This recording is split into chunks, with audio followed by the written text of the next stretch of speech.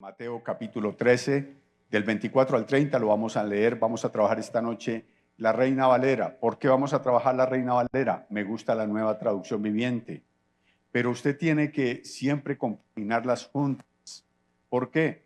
Porque hay cosas en la Nueva Traducción que a veces tienden a sacarnos de un contexto en el cual está el original, y esta palabra es una de ellas, porque el título que usted encuentra en la Reina Valera es el trigo y la cizaña, pero en la Nueva Traducción Viviente encuentra el trigo y la maleza. Y cuando habla de maleza, pierde el sentido la parábola, pierde realmente, absolutamente, la forma en la cual el Señor quiso transmitirla. El mensaje para esta noche es otra enseñanza del reino. No sé cuántas enseñanzas del reino ha escuchado usted, pero lo que sí sé, que si ha leído el Evangelio de Mateo, por lo menos ha visto una y otra vez al Señor Jesús transmitiendo a través de parábolas lo que es el reino de los cielos. ¿Por qué se toma el Señor ese trabajo? Porque aunque nosotros hablemos del reino, porque aunque nosotros muchas veces pensemos que conocemos el reino, la mayoría de nosotros no hemos podido calar como tenemos que calar dentro del reino de los cielos. Y esta parábola por eso es otra enseñanza. Dice en Mateo 13, versículo 24. Le refirió otra parábola diciendo: el reino de los cielos es semejante a un hombre que sembró buena semilla en su campo. Pero mientras dormían los hombres, vino su enemigo y sembró cizaña entre el trigo y se fue. Y cuando salió la hierba y dio fruto, entonces apareció también la cizaña. Vinieron entonces los siervos del padre de familia y le dijeron: Señor, ¿no sembraste buena semilla en tu campo? ¿De dónde pues tienes cizaña? Él les dijo: un enemigo ha hecho esto. Y los siervos le dijeron: ¿quieres pues que vayamos y la arranquemos? Él les dijo: no, no sea que al arrancar la cizaña arranquéis también con ella el trigo. Dejad crecer juntamente lo uno y lo otro hasta la siega.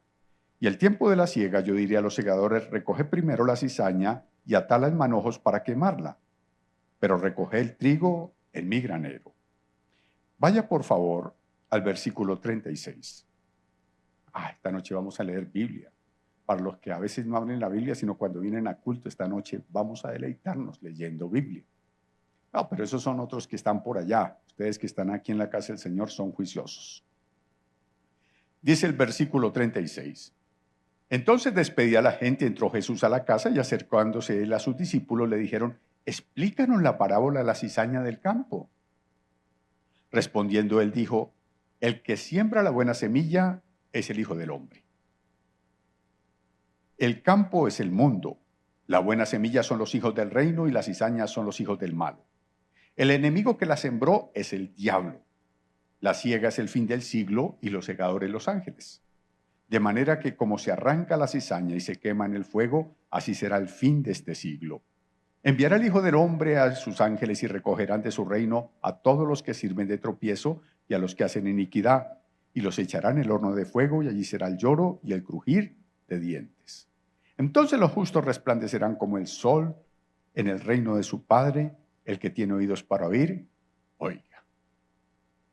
Esta parábola o esta enseñanza tiene que ver con la agricultura. Muchas veces el Señor se refería, según la gente que tuviera en su entorno, a la manera como ellos podían comprender. Y esta es una de las muchas parábolas que tiene que ver con personas que de alguna manera están dedicadas a esto, a la agricultura. Nosotros seguramente no conocemos mucho de agricultura, o algunos menos que nada, pero tenemos que esforzarnos, tenemos que de alguna manera entrar dentro del conocimiento de lo que está narrando Jesús para poder entender realmente lo que implica esto. Para un agricultor, y sobre todo en aquella época, la cizaña era la peor pesadilla que pudiera pasarle. ¿Por qué? Porque ellos sembraban su semilla. Entonces empezaban a cultivarla, y cuando empezaba a brotar la hierba, que estaba apenas por ahí de 5 o 6 centímetros, ellos veían el campo verde, hermoso. Pero cuando la hierba empezaba a tener más o menos de 10 a 15 centímetros, ellos empezaban a identificar que había algo dentro del cultivo que no era funcional.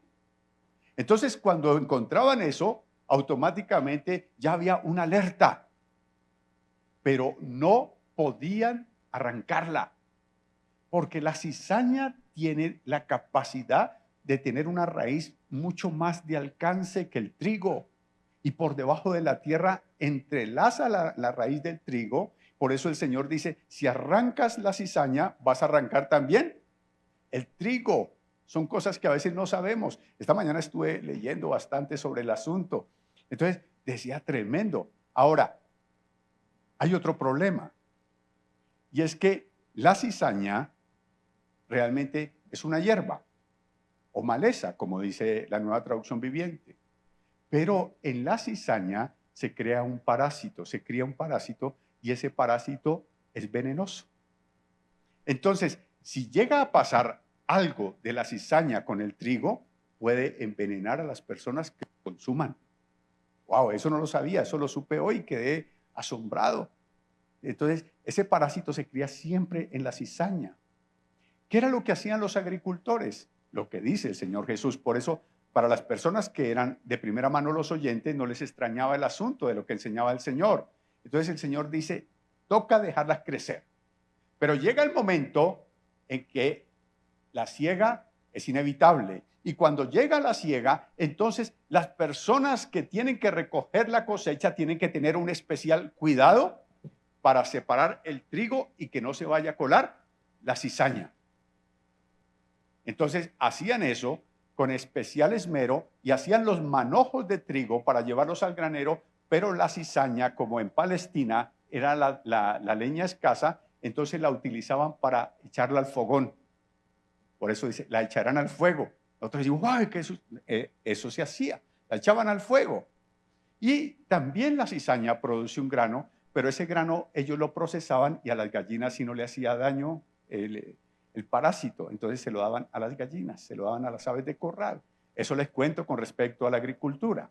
Ahora, ¿qué les cuento yo con respecto a la enseñanza del Señor Jesús? Vamos a ver 5 cosas bien importantes. Primera, la creación de Dios es perfecta. La creación de Dios no tiene ningún tipo de discusión. Dice la palabra del Señor en el versículo, en el versículo 24, el reino de los cielos es semejante a un hombre que sembró la buena semilla en su campo. Y dice en la explicación que el que sembró la buena semilla, ¿quién es? El Señor. Él es. Vaya a Eclesiastés 3:11, por favor. Eclesiastés 3:11. Dice la palabra del Señor, Eclesiastés 3:11. Sin embargo, Dios hizo todo hermoso para el momento apropiado. Él sembró eternidad en el corazón humano, pero aún así el ser humano no puede comprender todo el alcance que Dios ha hecho desde el principio hasta el fin. El hombre fue creado en bondad. El hombre nunca fue creado absolutamente para nada malo, ni había nada malo en él. Simplemente fue creado a la imagen y semejanza de un Dios bueno. Y el plan del Señor era que el hombre permaneciera siempre. Por eso cuando lo coloca en la tierra, Dios espera tener una creación que hable con Él, que interactúe con Él, que lo conozca a Él, que lo ame a Él, que Él pueda expresarle su amor a ellos y vivan en armonía para toda la eternidad. Eso se trata, la creación del hombre. No había absolutamente nada de lo que nosotros podemos conocer hoy. Ese es el primer punto, así de sencillo. Pero pasamos al segundo rápidamente. La contaminación es algo real en los seres humanos. Entonces tenemos que ir ¿a dónde? Al libro del Génesis, al capítulo 3. Vaya al Génesis 3, por favor. Seguramente todos lo conocemos, pero vamos a leerlo. Génesis 3, 1. Dice, la serpiente era el más astuto de todos los animales salvajes que el Señor Dios había hecho. Cierto día le preguntó a la mujer, ¿de veras Dios les dijo que no deben de comer del fruto de ninguno de los árboles del huerto? La contaminación. Esa forma en la cual, de alguna manera, una palabra puede afectar absolutamente todo. Yo no sé si todavía, esta noche no hay maestros de la escuela aquí, todavía a los niños les enseñan Cuidado mis ojitos lo que ven. Sí, sí, alguna vez, sí, todavía. Cuidado mis ojitos. Sí, lo he escuchado alguna vez. Y a veces nosotros no estamos realmente conscientes de las palabras que están llegando a nuestros oídos.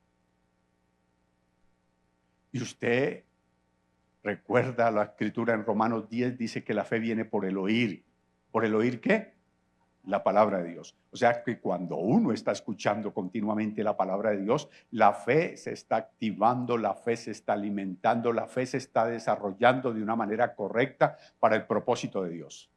Pero cuando estamos escuchando otras cosas, entonces, ¿qué estamos haciendo con la fe? Va en decadencia. La fe empieza a apocarse. La fe empieza a deteriorarse. Pero como nosotros conocemos la palabra, tenemos la convicción de que sí tenemos fe. Y resulta que lo que tenemos es un argumento en el conocimiento, pero no en el corazón. Y la fe trasciende cuando realmente es desde el corazón. Dice que con la boca confiesas, pero crees con el corazón. Entonces, la contaminación llega a los seres humanos porque Satanás conoce de alguna manera cómo funcionamos los seres humanos. Y lo primero que hace es empezar a colocar palabra en Eva. Y como les he dicho en otras ocasiones, no fue que una vez hablaron, no fue que se encontró Eva con la serpiente y enseguida comió el fruto, no. Esto fue un trabajo metódico, esto fue un trabajo estratégico, esto fue un trabajo que pudo haberse demorado días, meses, qué sé yo, el tiempo que fuera, porque lo que menos tiene afán es Satanás. Él no tiene ningún afán, no. Él le importa es contaminar. Él le importa es de alguna manera pervertir las cosas de Dios. Hasta que finalmente el pasaje que nos narra Génesis 3 nos muestra cómo ella terminó cediendo a las palabras de la serpiente. Con que Dios te ha dicho, dice la Reina Valera. O sea, estaba colocando duda en el corazón de ella. Y ahí entra la contaminación. Ahí entra a dañarse la creación perfecta de la cual nos habla Eclesiastés 3:11. Dios todo lo creó perfecto, pero el hombre, por causa de su desobediencia, cumple exactamente lo que dice el versículo 25. Pero mientras dormían los hombres, vino su enemigo y sembró cizaña entre el trigo y se fue. ¿Quiénes eran los que dormían? Los hombres. El enemigo muchas veces adormece nuestra alma, adormece nuestro ser, lo adormece. Y cuando logra adormecerlo, automáticamente somos un terreno propicio para que nos contamine. Somos un terreno adecuado para que Él coloque su palabra. Entonces la palabra de Dios pasa a un segundo plano y empezamos a tomar la palabra del enemigo como algo que de alguna manera, sin proponérnoslo, se hace esencial en nuestra vida. Y es donde vienen los temores, donde vienen muchas cosas a nuestra vida. Es donde somos afectados. Por eso el Señor se toma ese trabajo. Lo tercero, mire en el 13:26. Y cuando salió la hierba, dio fruto. Entonces apareció también la cizaña. Entonces vinieron los siervos del padre de familia y dijeron: Señor, ¿no sembraste una buena semilla en tu campo? ¿Dónde pues tiene la cizaña? Entonces, algo que nosotros debemos ser conscientes es que el bien y el mal siempre cohabitan juntos. Hay algo que realmente a mí me parece extraño a la manera de que cuando nosotros llegamos a la fe, a veces nos escandalizamos con el mal. Nos aterramos. Así como que, ¡ay! Mire ese borracho. ¿Sí? ¿Alguna vez le ha pasado a usted así? ¡Uy! Mire ese borracho, mire, uy, qué tipo tan degenerado, miren eso, ¿cómo sé qué? Ahora nos parece extraño algo que un día no fue tan familiar, más que común familiar, algo tan de nosotros. Y ahora, uy, sentimos, caramba, es algo inevitable, inevitable. Y la maldad va en avanzada.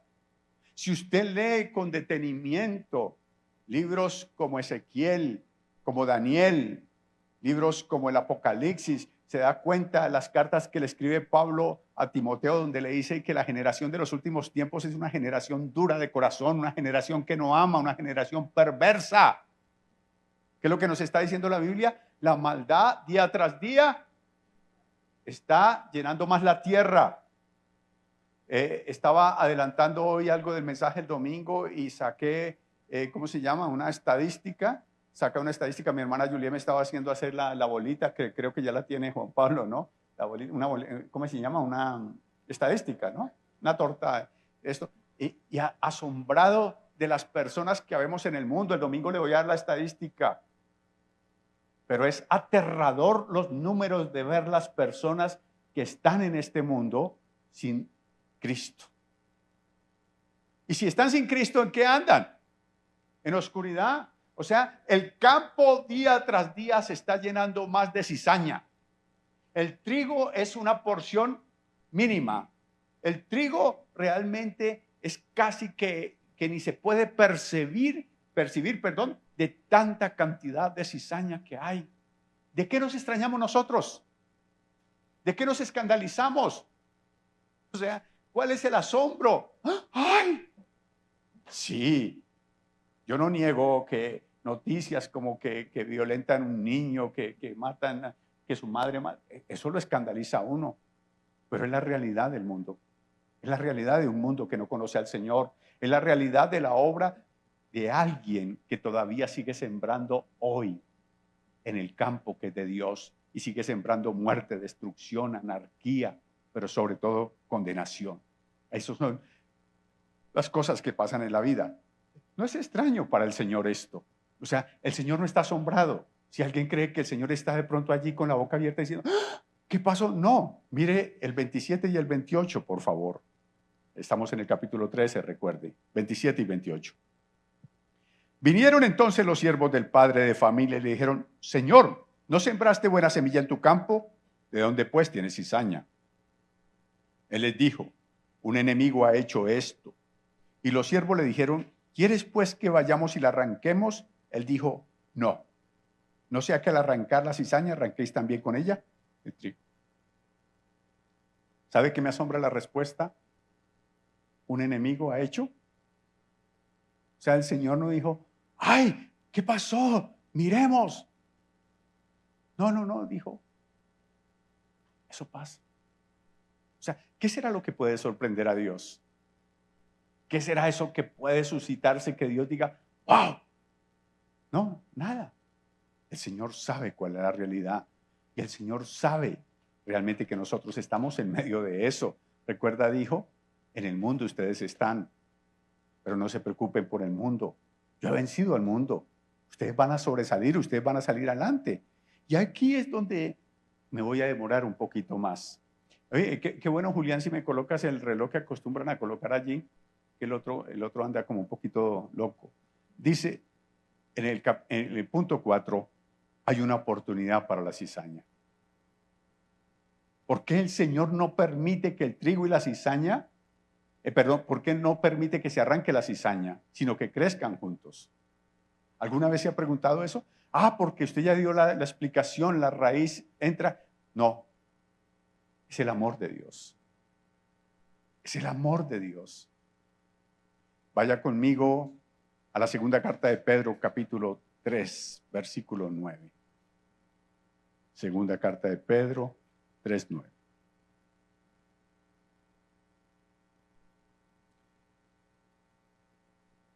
Dice, en realidad no es que el Señor sea lento para cumplir su promesa como algunos piensan. Al contrario, es paciente por amor a ustedes. No quiere que nadie sea destruido, quiere que todos se arrepientan. Y es donde realmente nosotros debemos entender la naturaleza de Dios, que es amor. Porque muchas veces decimos Dios es amor. Y si yo les pregunto, ¿cuántos creen que Dios es amor? Ustedes me van a decir amén. Pero si creemos que Dios es amor, ¿por qué a veces deseamos que a alguien le fuera mal? Que, ay, Señor, desaparece a ese violador. ¿Sí lo pensamos? A veces hasta lo hablamos. Con respecto a la muerte de este señor Miguel Uribe, he visto unos comentarios en la internet de personas que dicen ser cristianas que me asombran. Me asombran. De verdad, discúlpeme, unas cosas que no tienen razón de ser para un creyente. No se trata de una ideología política. No se trata de un argumento. Alguien osadamente que conozco hace muchos años, desde antes de ser cristiano, y que ahora ejerce un liderazgo, escribe algo como esto: es que los muertos en este país tienen un valor diferente. Yo le iba a contestar, claro, no es lo mismo que muera su mamá que muera la mamá del vecino. Tienen un valor diferente. Claro, por supuesto que sí. Porque si se muere su mamá, usted lo siente, y se muere la mamá del vecino, usted dice, se murió la vieja esa. Si hay un valor diferente o no. Claro. Y pues este era más allá de cualquiera que fuera su ideología, su forma. Era una persona pública. Pero me asombra que nosotros como cristianos queramos tomar la posición de Dios para tomar a unos y condenarlos. Y si fuéramos Dios, ya habíamos acabado con la mitad de la cizaña. Sí, eso es lo que preguntan los obreros del campo. Le dicen, Señor, ¿arrancamos la cizaña? Yo creo que todavía hoy en nuestras congregaciones hay gente que quiere arrancar la cizaña. Queremos a toda costa desaparecerlos. Mi hermano, mire, usted puede matar al hombre, Dios lo guarde de tal cosa, pero nunca matará al pecado. No sé si me estoy haciendo entender. Usted puede desaparecer 10 violadores, habrán 20 más allá. Porque la cuestión no es del ser humano, la cuestión es de lo que está manipulando al ser humano, de la obra que Satanás sigue haciendo hoy en el campo del Señor, sembrando todo tipo de oscuridad, de maldad, de inmundicia, de perversidad. Y el domingo realmente, el mensaje que tengo para el domingo era el que iba a predicar esta noche. Y esta mañana ya lo tenía y cuando me puse a hacer la estadística y toda esta cosa y a trabajar con mi hermana el asunto del mensaje el domingo, dije, no, yo tengo que mostrarle esto a la iglesia el domingo. Después me senté a leer esto y dije, wow. Y es que tiene que ver lo uno con lo otro. Día tras día la población mundial aumenta sin importar cuántos se mueran en la guerra. Está aumentando, aumentando, aumentando. ¿Y sabe qué está saliendo de la tierra? Cizaña. Cizaña. Y si usted, espero que de ninguna manera haya pensado en su corazón, voy a arrancar la cizaña, déjeme decirle que no es posible. Ni es una labor que le corresponde a usted ni me corresponde a mí. Le corresponde al sembrador, solamente le corresponde a él. Ahora, si hay una oportunidad para la cizaña, también tengo que advertirle que hay peligro para el trigo. Esa sí está más delicada. Hay peligro para el trigo. Segunda carta de Pedro, capítulo 2. Versículo 20 y 22. Del 20 al 22 más bien.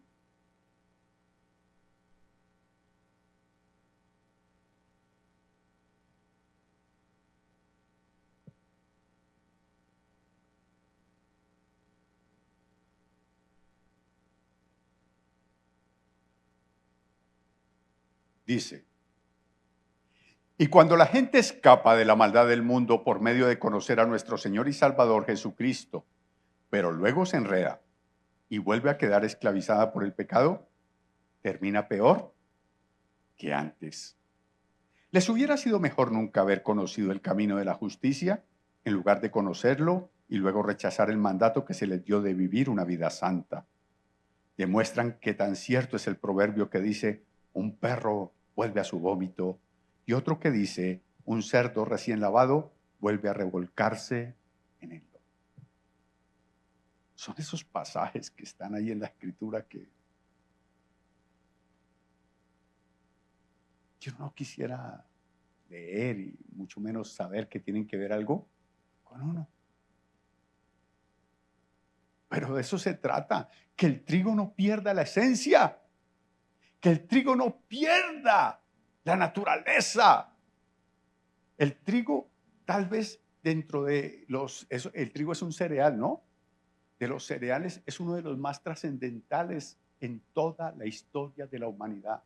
En todas las culturas se habla del pan, ¿cierto? Y el pan tiene una relevancia trascendental siempre en todas las generaciones. Usted puede ser muy paisa y comer arepa, pero cuando se encuentra un pan no lo perdona. Ah, sí, nos encanta el pan, ¿cierto? Con tanta variedad y todo, porque el trigo es especial.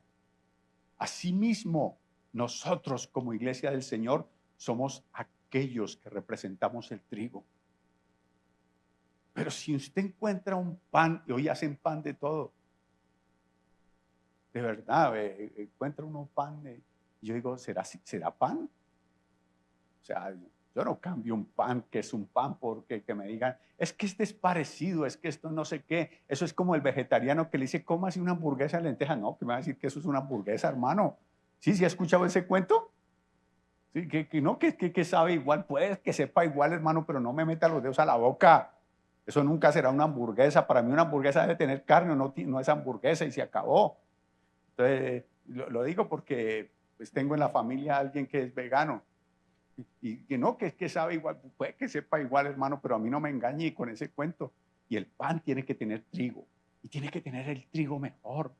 Y nosotros a veces queremos presentar a Dios como un pan modificado. Ay, es que este es integral, cómaselo, Señor, que este es bueno. Discúlpeme, usted puede comer pan integral y gozárselo, yo no. A mí me gusta el pan y el que me gusta, el que le puedo meter el dedo por acá y hacerle así. Ay, cosas de niño que todavía quedan, ¿no? Si le ha pasado a usted que le coge así lo de adentro y se lo come. Rico.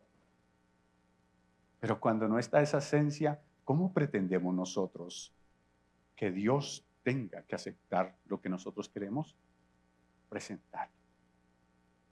Si somos trigo por la gracia, es la esencia que Dios ha puesto en nosotros, ser especiales para Él, ser relevantes en medio de un mundo de oscuridad. ¿Por qué permitimos que la oscuridad logre afectar nuestra vida? ¿Por qué de alguna manera nosotros, en vez de transmitir lo bueno que hay en nosotros, dejamos que nos contamine la maldad? Si hay una oportunidad, óigame bien, si hay una oportunidad para la cizaña, ¿sabe quién tiene que ejecutar esa labor? La persona que usted vio esta mañana en la cara, en el espejo cuando se estaba cepillando los dientes. Échele cabeza a ver quién fue. Esa persona es la que tiene que ejecutar esa labor. Porque esta parábola de la cizaña está precediendo la parábola del sembrador. Que usted le ve que uno tiene un título, otro tiene título, pero cuando usted empieza el capítulo 13, el Señor está diciendo, el sembrador salió a sembrar. O sea, que si Satanás hasta el día de hoy sigue sembrando, nosotros como hijos de Dios, ¿qué tenemos que hacer? Sembrar. Sembrar. De eso se trata, expandir el reino de los cielos, de sembrar. La semilla está puesta en nuestro corazón. La semilla es la palabra de Dios que ha transformado nuestra vida y que hace que hoy podamos ser lo que somos. Pero no nos la podemos guardar. Y mientras el enemigo sigue sembrando y llenando el mundo de oscuridad, nosotros tenemos que ser luz en medio de las tinieblas. El sembrador salió a sembrar. Y sí, claro, una parte de la semilla que cayó en el camino, otra cayó en pedregales, otra cayó donde no pudo prosperar, pero dice que una parte de la semilla sí prosperó. Eso me llama la atención mucho. Dice, a ver, ¿dónde está? Dice, pero parte cayó en buena tierra y dio fruto, cuál a 100, cuál a 60 y cuál a 30 por uno. O sea que sí hay producción en el reino de los cielos. Pero nosotros somos negligentes para guardar la naturaleza que Dios nos dio de ser trigo.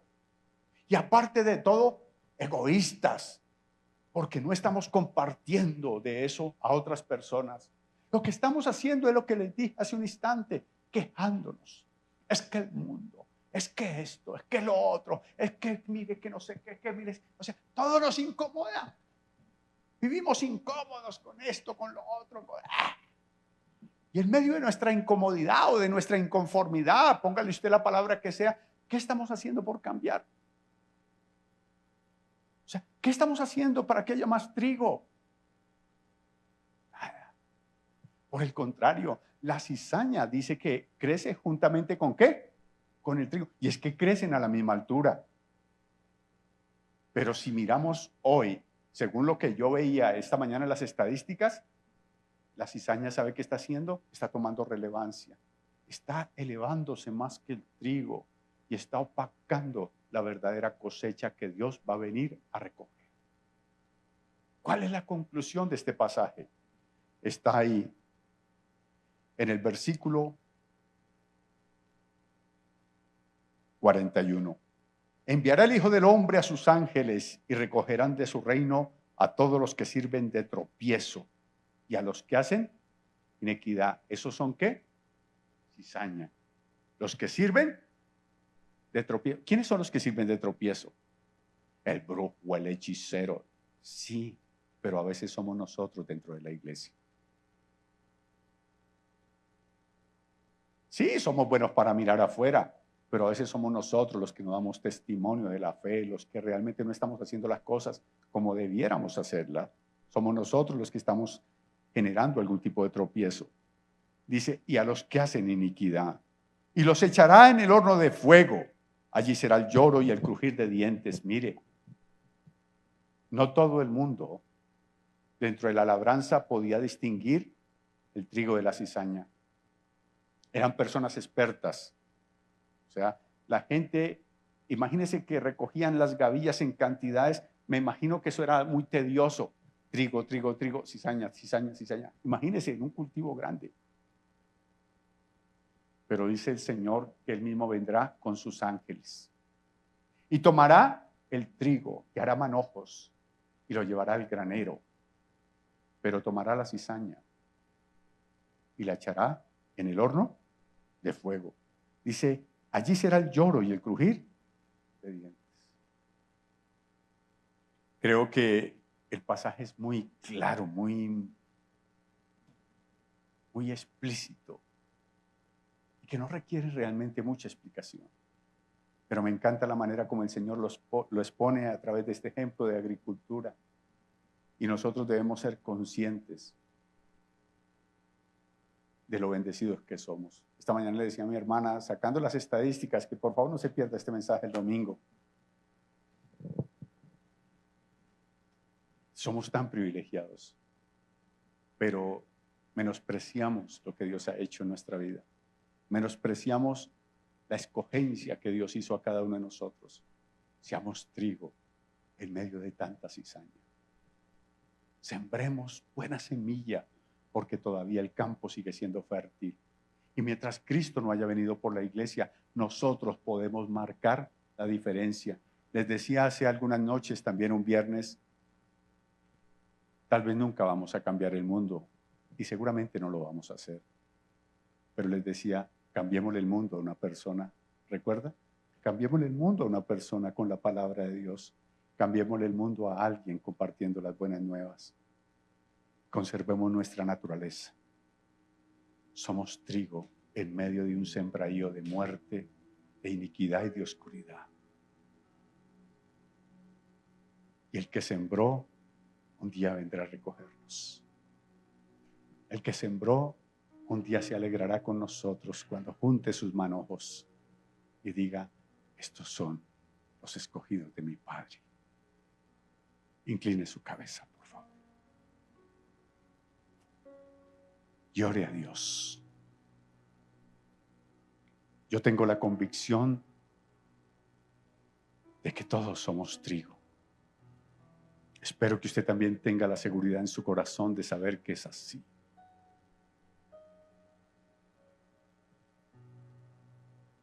Pero si hay algo que haya contaminado, porque a veces pasa, nos contaminamos,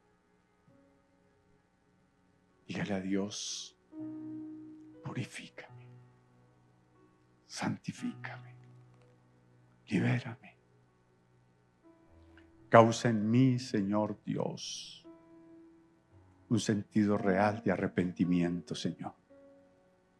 Que en el nombre de Jesús yo pueda, Padre mío, Señor Dios, estar ahí, en el lugar que me corresponde como hijo de Dios, para ver los días, Señor, de gloria que están prometidos para tu pueblo.